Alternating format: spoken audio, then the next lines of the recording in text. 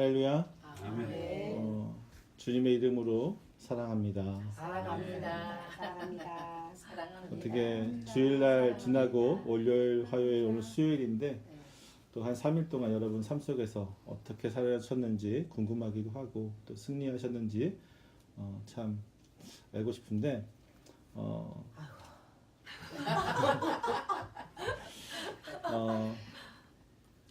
자 오늘 새로 오신 분도 계시니까 설교에 대해서 간단하게 브리핑을 좀 한번 할게요. 주일 날에는 주제 설교를 합니다.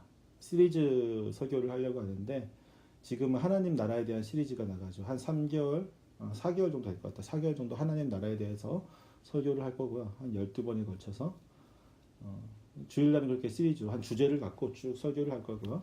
주일 오후는 지금 우리가 모이진 않지만 이제 예배 장소가 정해지고 그다음에 주일 오후에는 교리 설교를 할 겁니다. 우리가 믿고 있는 개혁 신학이 무엇인지, 개혁주의가 무엇인지, 이 개혁 신학 안에서 또 우리 믿음을 어떻게 바로잡고 나아가야 되는지, 그리고 이제 이단들과 그들의 사상이 어떻게 잘못된 건지에 대해서 하나하나 배워나가는 시간들을 가질 겁니다. 그리고 수요일은 지금 우리가 모인 이 시간인데 지금 우리가 아직 교회가 정해지지 않았기 때문에 개척을 준비하는 기도 모임이에요. 수예배가 아닙니다. 기도 모임이기 때문에 기도에 관한 말씀들을 제가 쭉 전할 겁니다. 기도에 관한 말씀들, 하나님의 축복에 관한 말씀들을 전할 거고 예배 장소가 정해지고 정식 수예배가 되면 그때부터 강해 설교를 할 겁니다.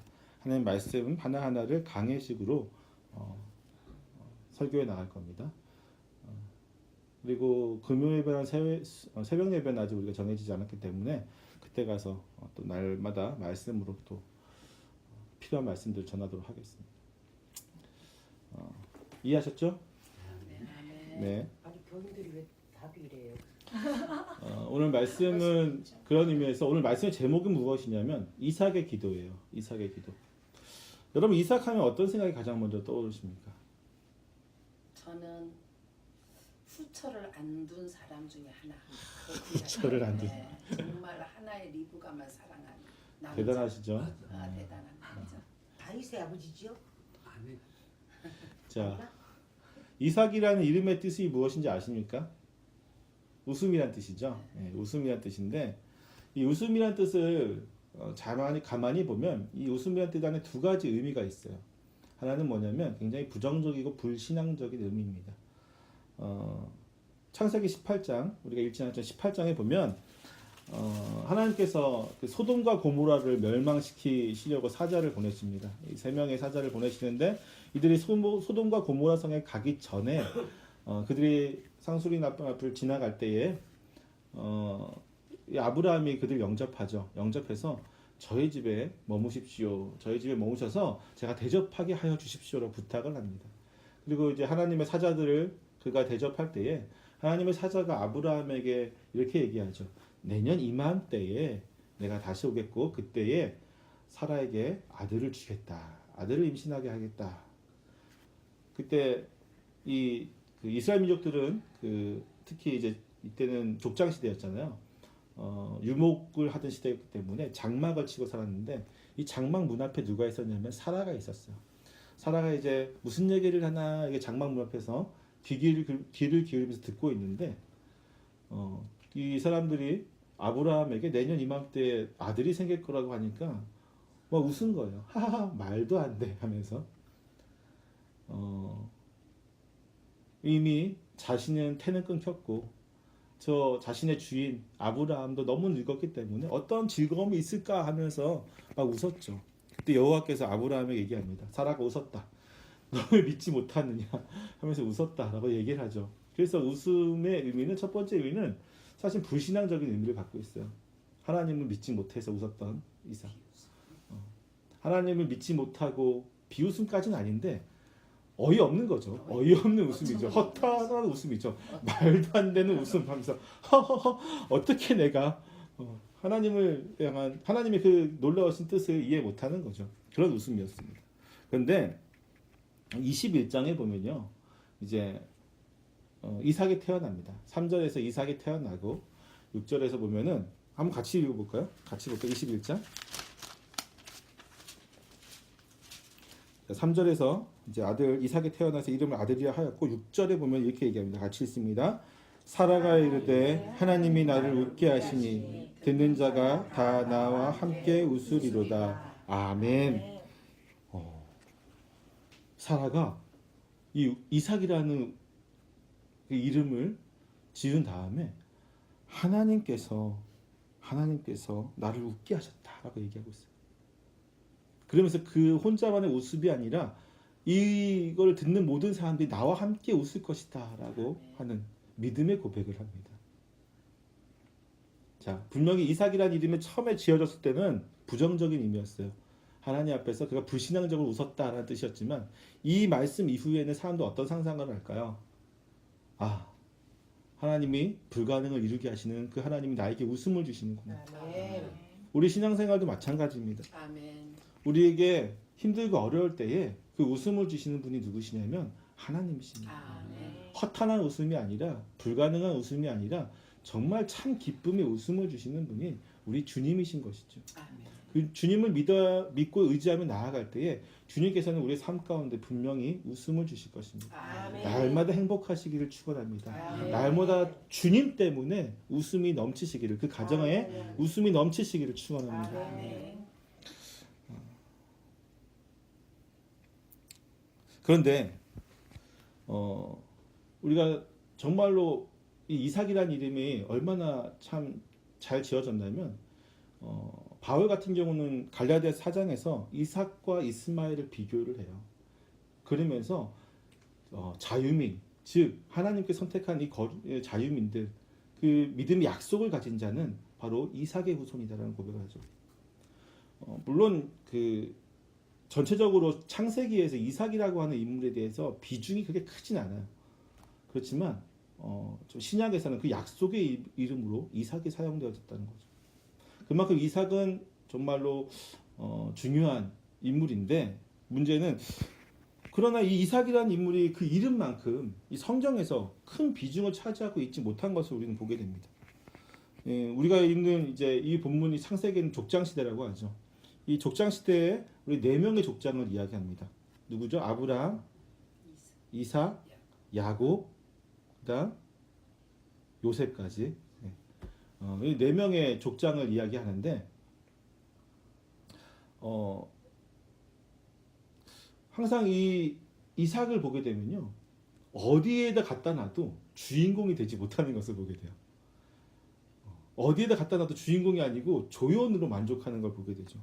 예를 들면 이삭 자신이 정작 자신의 의지와는 상관없이 온몸이 꽁꽁 묶여서 당장 지금 죽게 된 하나님께 제물로 바쳐지는 그 순간에도 주인공은 성경에서는 그 주인공을 이삭이라고 얘기하지 않고 아브라함이라고 얘기하고 있어요. 정작 당하는 사람은 이삭임에도 불구하고 아브라함의 믿음에 그 초점을 맞추고 있죠. 또 이삭이 40살, 40살이 되었을 때에 결혼 정령기가 되었습니다. 아브라함이 그를 결혼을 놓고 고심하는 가운데 이 결혼 에피소드에 관련된 이야기도 이삭이 본인이 결혼하는데 본인이 주인공이 아니에요. 아브라함의 사환, 그 종이 주인공이죠. 사환이 아브라함의 말 따라서 가서 리브가를 만나는 그 과정 속에서 하나님께 기도하고 했던 모든 주인공은 누구였냐면 이 사환이었습니다. 종이었습니다. 또 보게 되면 그 둘째 아들 야곱이 형 에서에서 받을 축복을 받는 사건에서도 축복을 주는 사람은 누구였어? 이삭이었지만 그 사건의 주인공은 아버지를 속여 넘기는 이 야비한 야곱이었죠. 항상 이렇게 이삭의 삶은 그 사람이 주인공이라기보다는 조연의 삶을 많이 살았던 것 같아요. 어떻게 보면 그의 삶을 하나님 관점에서, 하나님 나라라는 관점에서 보면 한 번도 주인공이 된 적이 없었던 것처럼 보여집니다. 그러나 그의 삶을 보면 정말로 평탄한 인생이었고 평범했던 것 같아요. 평안한 삶을 살았습니다. 비록 그의 아버지인 아브라함처럼 자신의 부인을 누이라고 속이는 우를 그런 잘못을 범하기는 하지만 이삭과 아브라함의 삶을 비교하면 이삭의 삶이 훨씬 더 평온하고 평화로웠던 것을 볼 수가 있습니다. 또한 그의 아들 야곱처럼 투쟁과 모략의 삶을 그는 살지 않았으며 손자 요셉처럼 형제들에게 배신당하지도 억울하게 감옥에 갇히는 등의 그런 어떤 스펙타클한 굴곡이 있는 그런 인생을 살지는 않았던 것을 볼 수가 있죠. 그러나 만약 누군가 저에게 아브라함과 이삭과 야곱과 요셉 중에서 누구의 삶을 살고 싶냐고 물어본다면 저는 이삭과 같은 삶을 살고 싶다고 이야기하고 싶습니다. 아멘. 여러분 어떤 선택을 하시겠습니까? 굉장히 멋있고 뭔가 곡절이 있고 굴곡이 있지만 큰 업적 같은 큰 사건들을 남기는 그러한 삶을 살고 싶습니까? 근데 아니면- 통상적으로 보면 야곱과 같은 삶을 살겠다고 아니면 나는 요셉 같은 사람. 이삭과 같은 삶을 사시겠습니까? 아마 대부분의 사람들은 저걸 풀어냈잖아. 그러나 대부분의 사람들은 이삭의 삶을 살기를 원하지 않더라고요. 왜? 이삭의 삶은 조연이었다고 생각하기 때문이죠. 근데 우리가 집중해야 될 것은 바로 여기 있어요. 왜 그의 삶이 평탄하고 형통할 수 있었을까? 왜 아브라함 그다음에 그의 아들 야곱과 손자 요셉과 아니면 그 외에 성경에 나온 여러 사람들처럼 어떤 큰 사건들이 없이 평탄한 삶을 살았을까? 아마 이삭보다 더 평탄한 삶을 살았던 사람은 에녹밖에 없을 것 같아요. 제가 보기에 에녹은 정말 평탄한 삶을 살았죠. 왜 그랬을까라는 생각을 해봤습니다. 그것은 그가 바로 순종의 삶을 살았기 때문이에요. 아멘. 그 부모와 하나님께 그는 너무나도 순종적인 모습으로 살았습니다. 그의 모습은 제3자의 입장에서 보면 매우 재미없는 삶처럼 보여지죠. 하나님 말씀에 순종하는 자의 삶을 평탄하고 형통하게 하신다라고 말씀하십니다. 아멘. 여호수아 1장 8절 말씀을 보면 이렇게 말씀하십니다. 이 율법책을 내 입에서 떠나지 말게 하며 주야로 그것을 묵상하여 그 가운데 기록된 대로 다 지켜 행하라. 그리하면 내 길이 평탄할 것이요 아멘. 내가 형통하리라. 아멘. 물론 하나님께서 여호수아에게 말씀해 주신 것이지만 이 말씀이 진리입니다. 아멘. 이삭의 삶이 이랬던 거예요. 그의 삶이 형통할 수밖에 없었던 것이죠. 그는 정말로 하나님 말씀 가운데 살았습니다. 주의 말씀이 하나님대로 살았고 그 말씀을 거역하지 않는 삶을 살았죠. 그러니까 하나님께서 그의 삶을 평탄하게 해야지 굴곡 있게 할 필요가 없었죠. 이렇게 순종적인데 왜 굳이 순종적인 사람의 삶을 이렇게 힘들게 만들겠습니까? C.S. 루이스가 쓴 책의 중에서 고통의 문제라는 책이 있어요. 그 책에는 고통에 대해서 여러 가지 성경적인 관점에 대해서 쭉 설명을 하는데 주된 내용은 하나예요. 하나님 믿는 백성에게 하나님이 시험을 주신다는 것, 고통을 주신다는 것은 그를 넘어뜨리게 하기 위해서가 아니라 그로 하여금 하나님을 온전히 믿게 하기 위해서거든요. 아멘. 근데 이삭의 삶은 굳이 시험이 필요 없었던 거예요. 고통이 필요 없었던 거죠. 그는 항상 순종적이었고 항상 주님 앞에 바르게 나아갔습니다. 아멘. 아까도 얘기했듯이 아브라함이 이삭을 바치는 그 에피소드의 주인공은 분명히 아브라함이었습니다. 하나님은 아브라함에게 백세에 주신 아들을 바치게 하심으로 아브라함의 믿음을 그곳에서 시험을 하시죠. 그리고 아브라함이 이 사건을 통과함으로 말미암아서 하나님께서는 그의 믿음을 인정하시고 그에게 축복을 주십니다. 그렇지만 우리가 집중해야 될 것은 이삭이 그 상황에서 아브라함에게 순종하지 않았다면 아브라함의 믿음은 과연 증명이 되었을까라는 생각을 해봐야죠. 하나님께 제사를 드리기 위해서 이 모리아산에 오를 때에 아브라함은 종들에게 아들 이삭과 다녀올 테니까 기다리라고 이야기를 합니다. 그런 다음에 아들 이삭에게 장작을 지어서 산을 올라갔죠. 자신은 이 불과 칼을 쥐고 올라갑니다. 그런데 한참을 올라가다가 이삭이 아브라함에게 이렇게 이야기합니다. 번제로 바칠 어린 양이 어디 있습니까? 분명히 장작도 자기가 짊어지고 있고 아버지 손에 불과 칼도 있는데 제물로 드릴 제물이 없으니까 어디 있냐고 당연히 가질 수 있는 의문이겠죠. 근데 이렇게 물으니까 아브라함이 이삭에게 이렇게 얘기를 합니다. 어린 양은 하나님께서 준비하실 것이다. 아멘. 그리고는 정상에 올라가자마자 아브라함은 제단을 쌓고 그 위에 정성스럽게 장작을 포개어 놓습니다. 그리고 아들 이삭을 묶기 시작하죠. 그를 꽁꽁 묶어서 장작 위에 놓습니다. 그리고 칼을 높이 들어서 그를 죽이려고 합니다. 그때에 천사가 하늘에서 소리가 있어서 멈추라고 얘기하죠. 내가 네 독자 아들까지 내게 바치는 것을 보고 이제 너가 나를 경외하는 줄 알겠노라. 근데 여러분 이때 이삭의 나이가 몇 살이라고 생각하십니까? 16, 설교자들마다 조금씩 틀리긴 하더라고요. 뭐 어떤 사람은 뭐 어린 나이였을 거라고도 하고 누구는 뭐 나이가 많았을 거라고 하는데 정확한 나이는 모르죠. 이 사건이 이루어진 다음에 사라가 바로 이제 죽습니다. 그 다음 장에서 사라가 죽는 나이가 127세거든요. 사라가 127세이기 때문에 127세면은 이삭의 나이는 37세가 되겠죠. 37세, 90세의 아들을 낳았기 때문에 이삭의 나이는 37세일 겁니다. 그러니까 그리고 장작을 짊어지고 갔던 모습을 보면은 적어도 어린 아이는 아니었을 거라는 거죠. 청소년기 이상은 됐을 거라는 거죠. 그래서 그냥 정확한 나이는 알 수 없지만 10대 후반에서 한 30대, 많게는 30대, 적게는 20대 중반까지도 볼 수가 있는데, 자 그러면 그때 아브라함의 나이는 몇 살이었을까요? 못해도 130살 정도 됐다는 거예요. 적어도 130살, 120살에서 130살 정도 됐는데, 여러분 생각해 보세요. 완전히 꼬부랑 할아버지입니다. 솔직히 힘이 없어요. 힘도 없는 할아버지가 건장한, 요즘 청소년들 건장하죠. 20대로 가정했을 때 건장한 그 남성을 묶는다고 했을 때 이 아들이 반항하면요 못 묶어요. 제 아들이 이제 10살밖에 안 됐는데 힘들어요. 제가 힘으로 이기기 힘들어요. 제압하려면 정말 온갖 힘을 제가 다 줘야지만 얘를 제압할 수가 있어요. 저희 집사람도 저희 큰아이를 제압 못하거든요. 힘에서 딸리거든요. 그건 못할 거예요. 사모님 못하실 거예요. 이삭은 순종했습니다. 아버지 저를 왜 묶으세요? 묻지도 않았어요. 아버지 지금 뭐 하시는 겁니까? 아버지 지금 뭐 하시는 거야? 하고 화도 내지 않았어요.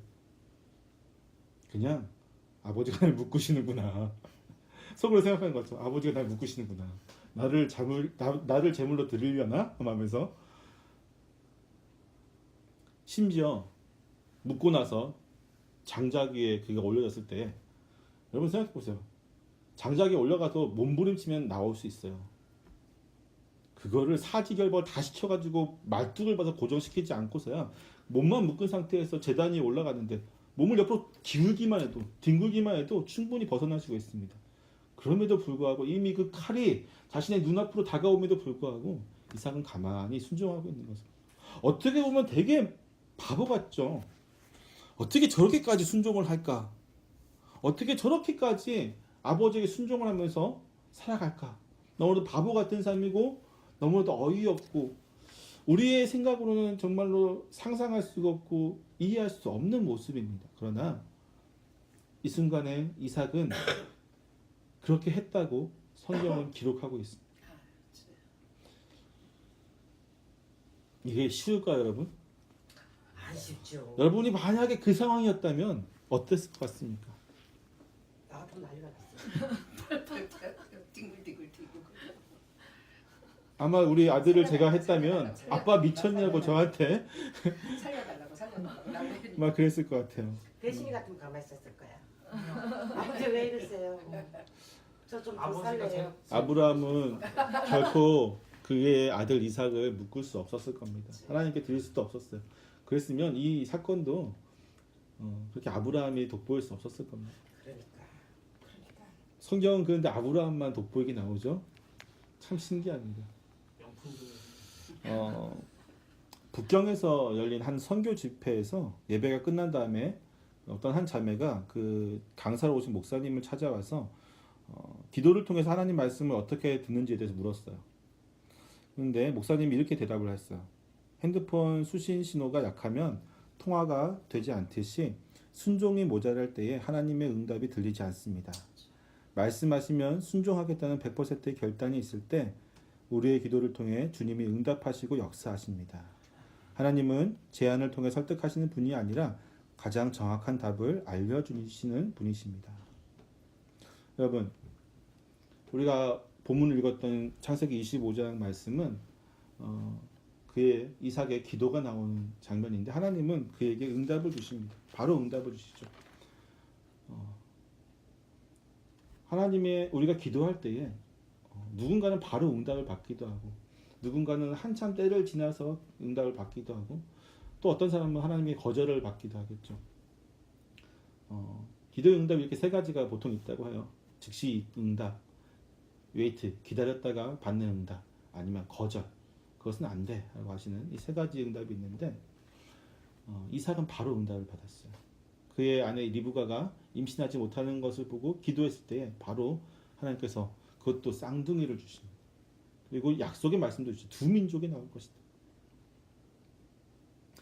그의 기도가 이렇게 즉시적으로 응답받을 수 있었던 가장 결정적인 이유는 무엇이었냐면 그가 순종하였기 때문이죠.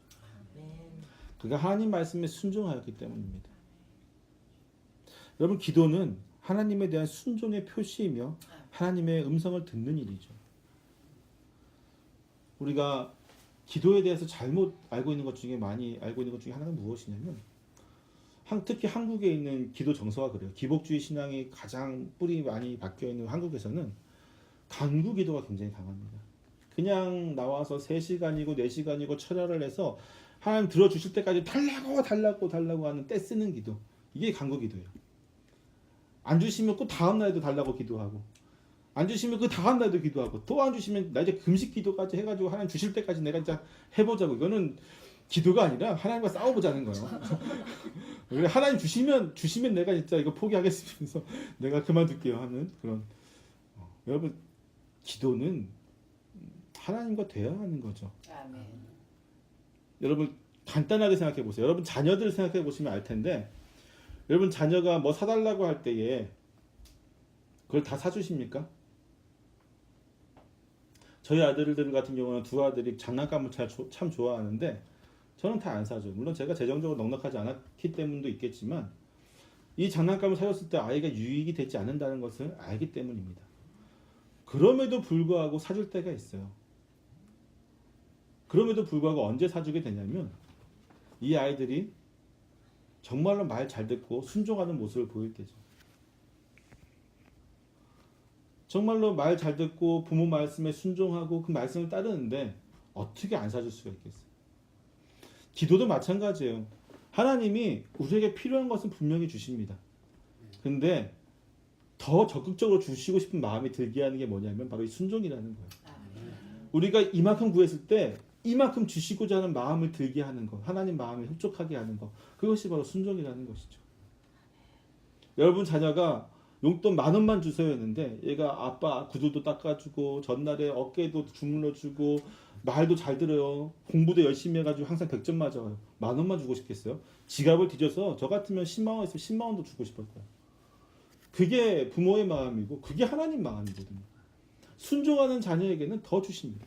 더 복을 주시고 더 그의 삶 가운데 인생을 아름답게 만들어 가시는 것이 바로 하나님의 뜻인 거죠. 우리가 기도를 할 때에 분명하게 중요한 것은 무엇이냐면 우리의 삶이 하나님께 온전히 순종되어져 있는가, 이것이 먼저 선행되어져요. 아까 제가 처음에 예배를 시작하면서 한 주간 여러분 삶이 승리하였는지 말씀대로 살았는지 궁금하다고 했던 거 기억나시죠? 그리하였을 때에 하나님께 드리는 그 기도 가운데 능력이 있게 되는 것이죠. 아멘. 하나님의 역사하심을 경험할 수 있게 되는 것이죠.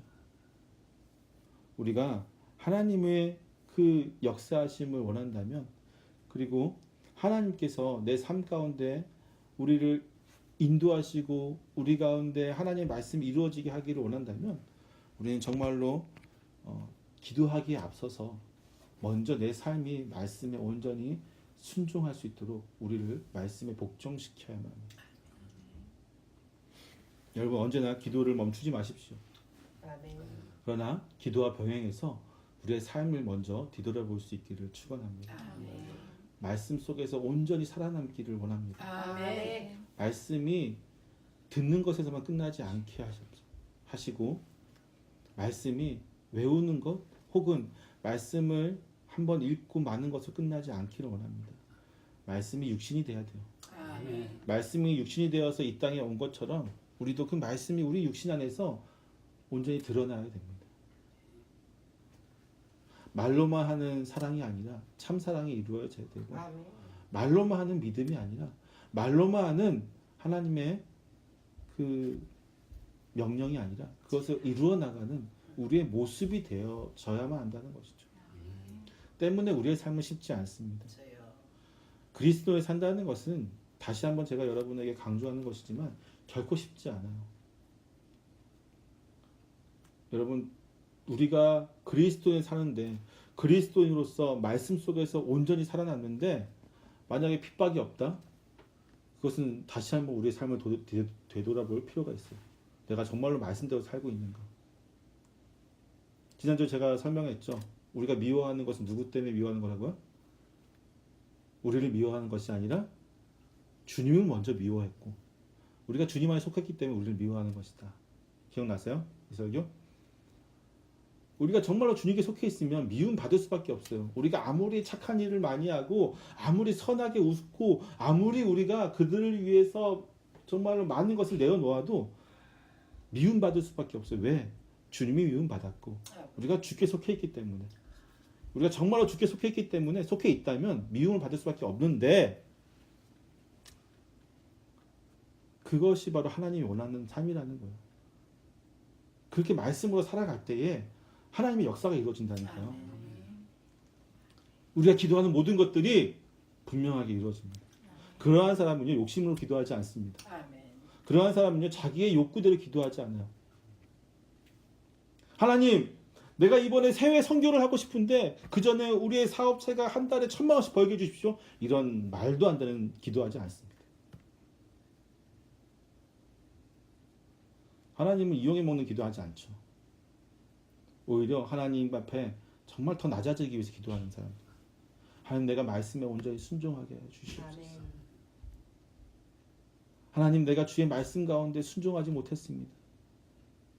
하나님, 나의 죄를 도말하여 주시고 주여. 나를 흰 눈처럼 양털처럼 깨끗하게 하여 주시고 아멘.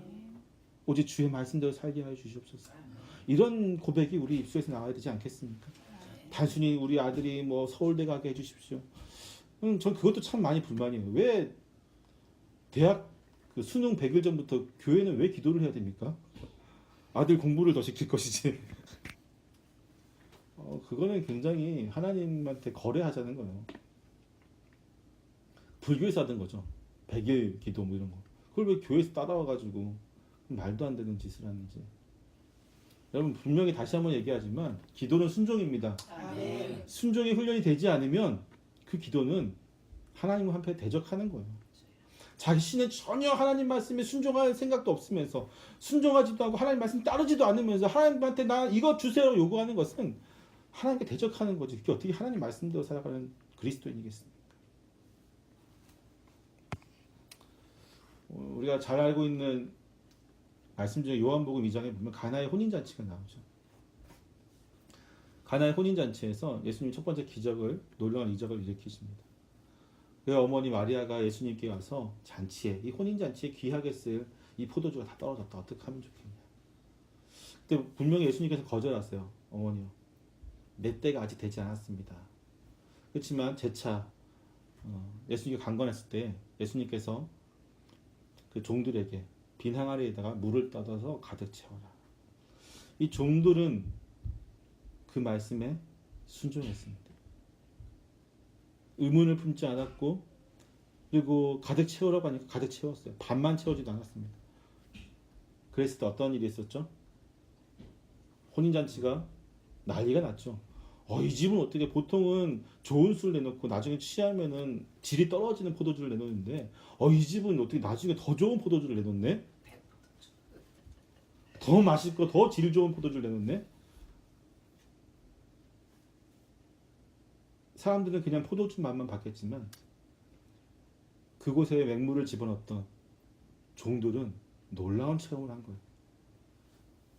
순종하니까, 예수님의 말씀에 순종하니까 그들은 정말로 놀라운 체험을 했습니다. 맹물이, 아무것도 아닌 맹물이 정말로 고급 포도주가 되는 놀라운 이적을 체험하게 됐습니다. 마지막으로 이 말씀을 하고 마치겠습니다. 순종하십시오. 아멘. 순종하시면 하나님의 역사를 경험하게 됩니다. 아멘. 하나님이 여러분의 삶을 평온하게 만드실 것이고 아멘. 여러분의 대적자들을 하나님께서 물리치시고 막아주실 겁니다.